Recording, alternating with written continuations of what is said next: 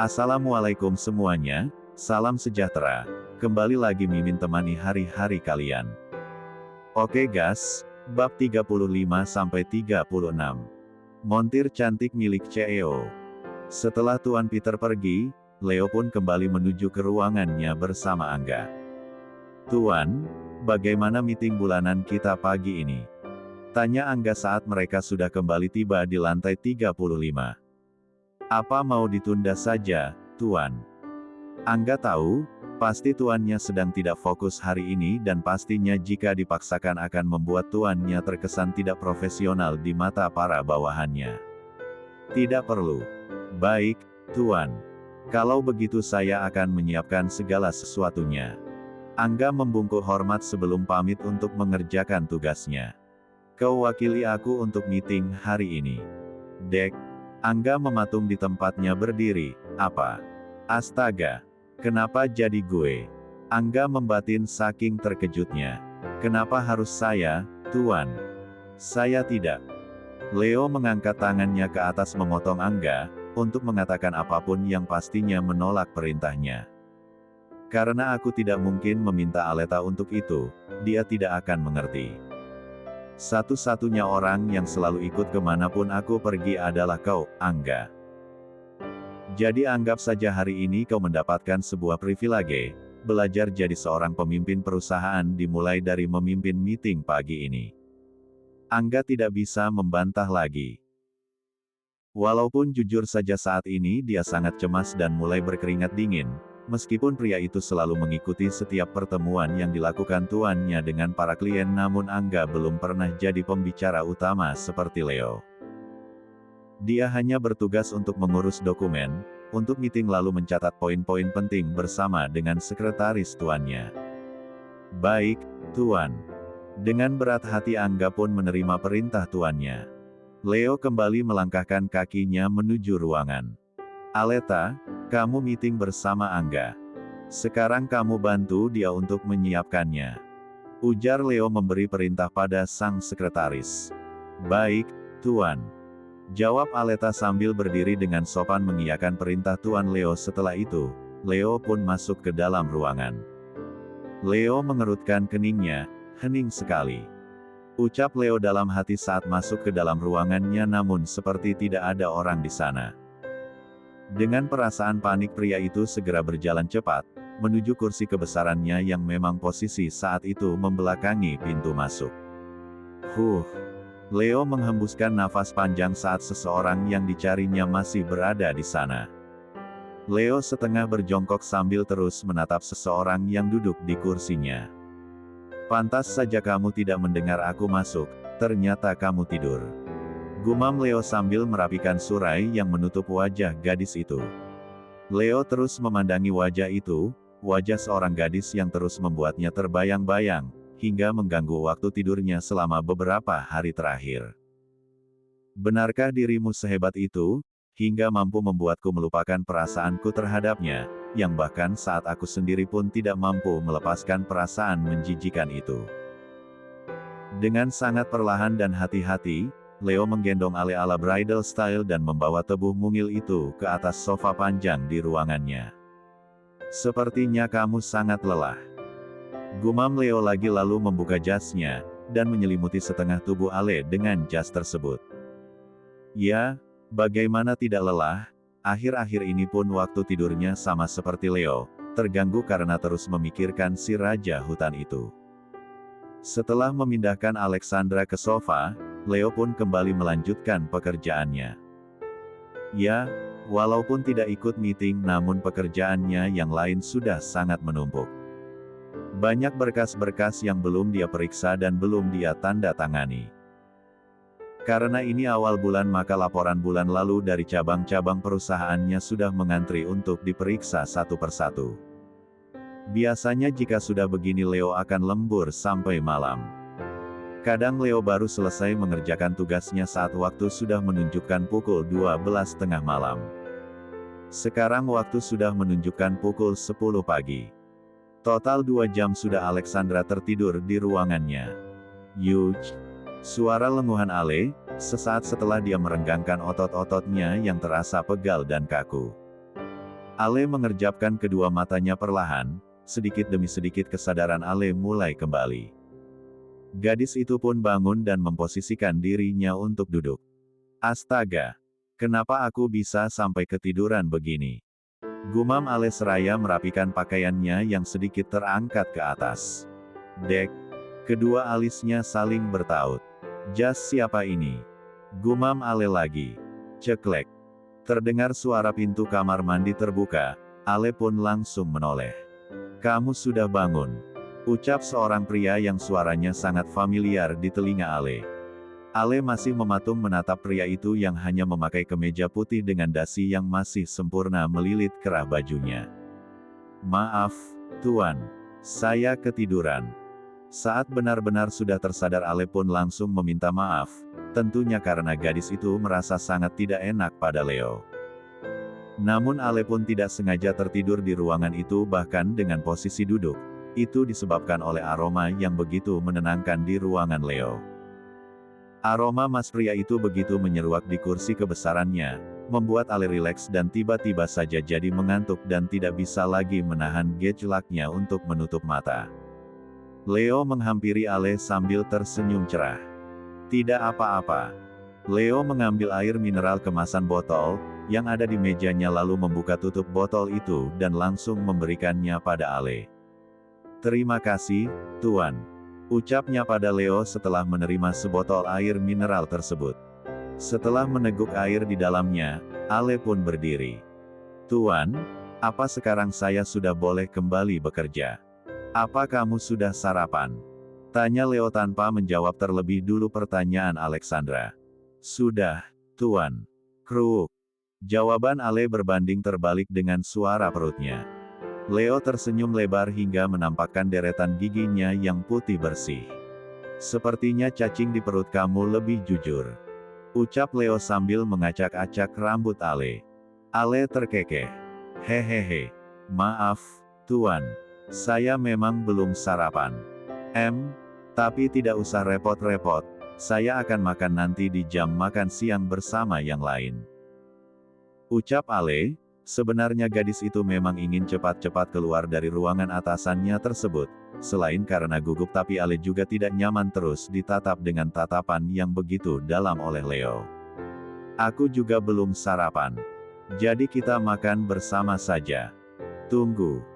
Tanpa menunggu jawaban Ale, Leo langsung berjalan menuju telepon di ruangannya. Bawakan 2 porsi nasi goreng ke ruangan saya sekarang. Ale hanya mendengarkan, entah tuannya itu bicara dengan siapa di sambungan tersebut. Aku memesan nasi goreng, anggap saja ini sarapan sekalian makan siang. Ucap Leo seraya menyandarkan bokongnya di atas meja kerjanya, sambil terus menatap Ale yang sudah duduk kembali di sofa tadi. Ya, terima kasih, Tuan. Leo menatap tajam Ale, apa dia tidak mendengarkan perintahku? Aku kan sudah menyuruhnya untuk memanggil namaku saja jika sedang berdua dan di luar jam kantor. Ditatap seperti itu seketika membuat Ale memalingkan wajahnya. Kenapa kamu terus memanggilku, Tuan? Leo menghampiri Ale karena gemas gadis itu tidak mengerti arti tatapan matanya. Hah? Itu karena Anda memang atasan saya. Jadi sudah sewajarnya saya memanggil dengan sebutan Tuan seperti yang lain. Aku hanya akan bertanya satu kali. Leo mendekatkan tubuhnya dengan Alexandra. Pria itu duduk di sofa panjang tepat di samping Alexandra. Lihat aku. Leo meminta Ale untuk menatap matanya. Apa kamu merasakan sesuatu? Dek. Ya. Aku merasakannya, Leo. Jantungku sudah tidak terkontrol lagi. Rasa-rasanya seperti mau meledak. Batin Ale yang kedua netranya terus menatap mata Leo. Tok, tok, tok. Pintu diketuk dari luar. Tuan. Ale mengalihkan fokus Leo dengan mencoba memberitahu ada yang mengetuk pintu ruangannya. Biarkan saja. Sekarang katakan, aku ingin mendengarnya langsung dari mulutmu. Tok tok tok. Kembali pintu diketuk lagi. Namun kali ini seseorang yang ada di balik pintu langsung membukanya. Dek. Ale dan Leo langsung melihat ke arah pintu bersama-sama. Dalam sekejap tatapan Leo menjadi dingin dan menyeramkan. Lintang. Gumam Leo saat melihat siapa yang berdiri di ambang pintu saat ini. Bukan hanya Leo yang terkejut namun Lintang dan Ale pun sama terkejutnya. Lintang terkejut melihat ada wanita yang duduk di samping sepupunya dengan jarak yang begitu dekat. Sementara Ale, dia terkejut karena melihat seorang wanita berada di lantai khusus, dengan pakaiannya terlihat tidak jauh beda dengan Vanya, adik tirinya. "Sorry. Sepertinya kamu sedang ada tamu." Lintang membuka suara lebih dulu. "Ada apa kamu datang ke sini? Apa ada hal penting?" tanya Leo. Dan detik itu juga Ale merasa seperti pengganggu di antara Leo dan wanita itu. Ale berdiri kembali lalu memberikan jas Leo yang masih dipegangnya tadi. "Tuan, terima kasih. Saya akan kembali bekerja," ucap Ale dan tanpa menunggu jawaban Leo, Ale segera melangkah keluar dari ruangan tuannya tersebut, melewati Lintang yang masih berdiri di sana dengan sorot mata penuh tanya. Leo memandang kepergian Ale tanpa mencegahnya. Bukan karena tidak mau, namun karena ingin menyelamatkan Ale dari Lintang. Sebab Leo tahu Lintang akan mengadukan kejadian hari ini pada mominya, secara Lintang sudah dianggap seperti anak sendiri oleh Nyonya Inara dan Tuan Peter. Leo melangkah menuju meja kerjanya. "Kalau tidak ada yang ingin kamu katakan sebaiknya pergi saja. Pekerjaanku masih banyak," ucap Leo tanpa melihat ke arah Lintang. "Tok tok tok. Tuan, ini pesanan nasi gorengnya," ucap seorang office boy tepat di depan pintu ruangan, yang memang belum ditutup oleh Lintang. "Wow. Kebetulan sekali aku baru tiba dan belum sarapan." Mata Lintang berbinar lalu meminta office boy itu untuk meletakkan nampan berisi nasi goreng di meja kaca yang ada di sana. Leo menatap malas kedatangan sepupunya, tanpa mau ikut duduk bersama di sofa seperti tadi saat dengan Alexandra. Lintang menatap nanar nasi goreng itu, Leo memesan 2 piring nasi goreng. "Jangan-jangan yang satunya untuk wanita tadi. Wah, sepertinya kamu sudah tahu aku akan datang, sampai-sampai memesan nasi gorengnya langsung 2 porsi," ujar Lintang. "Ayo kita makan bersama. Setelah ini kamu harus mengantarku pulang." Bab 36. Lintang. Siapa Lintang? Apa dia kekasih Tuan Leo? Ale terus bertanya-tanya dalam hatinya. Ada rasa tidak rela menyelimuti hati dan pikirannya, saat membayangkan Leo tengah berduaan dengan seorang wanita cantik dan S3 si itu. Tapi kenapa wanita itu terlihat lebih tua dari Leo? Apa mungkin dia kakaknya Leo? Tunggu. Bukankah dia anak tunggal? Jadi kalau bukan kakaknya berarti kemungkinan besar wanita itu benar kekasihnya. Dek, kenapa aku terus memikirkannya? Cek.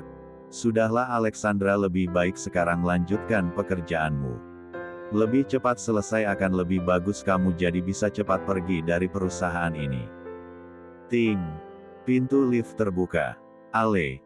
Pak Angga. Ucap Ale saat pintu lift terbuka di lobi, berpapasan dengan Angga yang baru saja akan masuk ke dalam lift. "Pak Angga kok di sini?" tanya Ale saat Angga masuk lift. "Ah, iya. Itu aku baru saja mengantarkan klien pergi." "Ya, Angga memang baru selesai meeting dan pria itu juga baru mengantarkan klien sampai ke depan gedung perusahaan." "Oh ya, Pak Angga. Apa asisten yang saya minta kemarin sudah ada di sini?" "Maaf Ale, Tuan Leo tidak jadi mengizinkan Iwan untuk menjadi asistenmu." "Hah? Tapi kenapa? Bukannya kemarin dia bilang tidak masalah?" "Iya, karena kemarin Tuan Leo mengira kamu tidak akan lagi mengundurkan diri, Alexandra." Gumam Angga namun hanya dalam hatinya saja. "Mohon maaf, Ale. Saya tidak bisa menjelaskan alasan secara detail." Ting. Pintu lift kembali terbuka di lantai paling dasar. Ale mengangguk pasrah. "Oh, ya sudah kalau begitu saya duluan ya, Pak Angga." Ale pun keluar dari lift lalu kembali melajukan langkahnya dengan lesu. "Berarti selama 3 hari ke depan aku pasti lembur terus." "Jangan cengeng Ale. Kamu pasti bisa. Ale menyemangati dirinya walau menurutnya pun mustahil jika dalam 3 hari ini bekerja seorang diri. Hai Ale. Kau baru datang. Baru saja Ale tiba di tempatnya, seorang rekan satu-satunya yang Ale kenal langsung menyapa. Hai, Fis. Ale menoleh sebentar sambil tersenyum, iya, tadi dari ruangan Tuan Leo. Jawab Ale jujur. Kedua alis Davis saling bertaut. Ke ruangan Tuan Leo. Wah, hebat sekali kamu, padahal tidak sembarang orang loh yang bisa ke sana. Ale kembali menjawab hanya dengan senyuman kecilnya. Oh, ya, Fis, boleh minta tolong nggak? Tanya Ale. Dengan senang hati. Davis tersenyum cerah menatap Ale begitu lekat, namun yang ditatapnya sama sekali tidak mengerti arti tatapan itu apa. Setelah memastikan Davis tidak sibuk dengan pekerjaannya, Ale pun meminta Davis untuk membantunya melakukan pengecekan ulang di kendaraan baru yang tengah Ale periksa. Hingga sampai jam makan siang keduanya masih disibukkan dengan pekerjaan yang sebenarnya tidak berat namun amat sangat rumit sekali. Pekerjaan yang bukan mengandalkan otot namun harus menggunakan kerja otak secara maksimal. Fis, iyo istirahat saja dulu. Ini biar gue lanjutkan. Ucap Ale menghampiri Davis yang ada di dalam kendaraan itu. It's okay, Ale. Gue juga belum lapar kok. Sahut Davis tanpa menghilangkan senyum di wajahnya. Begitupun Ale, dia selalu membalas senyum Davis karena memang Ale sangat bersyukur meskipun hanya Davis yang baru Ale kenal namun pria itu begitu baik padanya dan rela membantu pekerjaannya saat ini. Di lain tempat. Kenapa kamu tidak makan?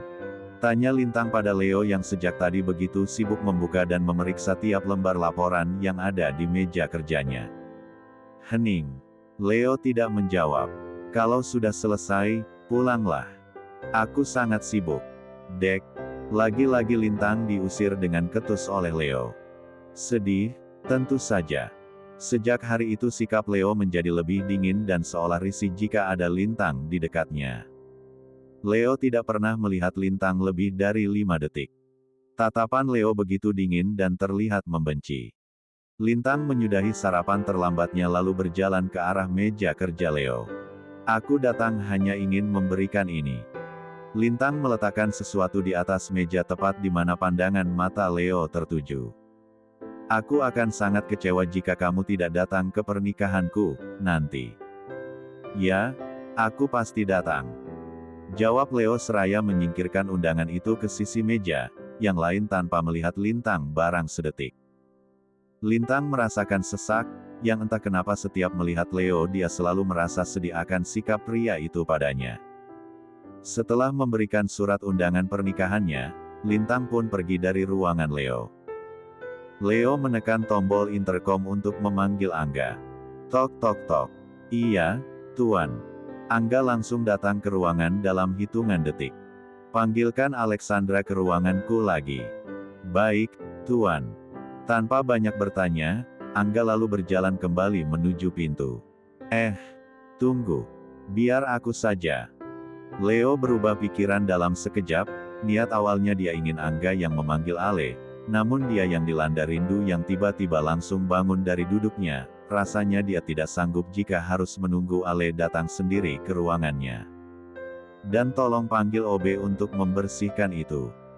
Leo menunjuk 2 piring nasi goreng, yang satu masih utuh dengan plastik wrapping yang menutupinya sementara piring yang lain sudah terbuka karena dimakan Lintang tadi. Baik, Tuan. Baru saja Leo keluar dari lift dia sudah disuguhkan pemandangan yang membakar hatinya. Beberapa meter dari tempatnya berdiri, Leo melihat Alexandra tengah tertawa lepas dengan seorang pria. Leo mengingat-ingat siapa nama pria itu, Davis. Terlihat dengan jelas, ada kecemburuan yang terpancar dari sorot mata Leo. Dek. Saat tiba-tiba Ale menoleh dan melihat ke arah Leo, dalam beberapa detik waktu terasa berhenti, dan 2 pasang mata yang berpandangan dengan sorot yang sulit diartikan.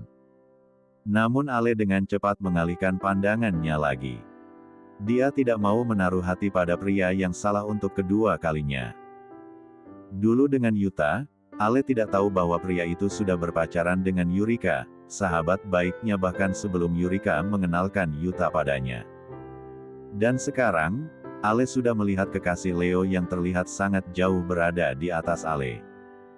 Bukan Ale rendah diri, namun pria mana yang tidak akan jatuh hati pada wanita seperti Lintang.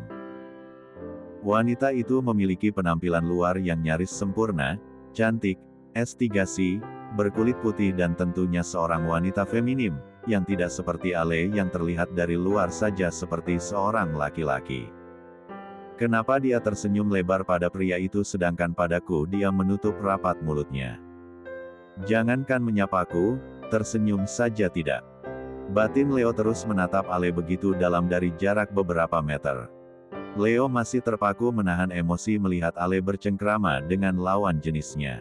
Tuan. Angga membuyarkan lamunan Leo. Ini sudah jam makan siang. Tuan, mau saya pesankan makanan atau makan di luar?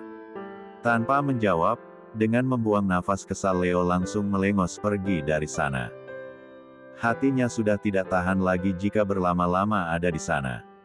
Dia benar-benar tidak paham atau memang sengaja memancing emosiku. Gerutu Leo yang masih bisa didengar asistennya. Dan seketika itu juga Angga menahan senyumnya, lucu sekali melihat tuannya itu jadi serba salah. Seharusnya jika suka katakan saja langsung, kenapa malah menyusahkan diri sendiri?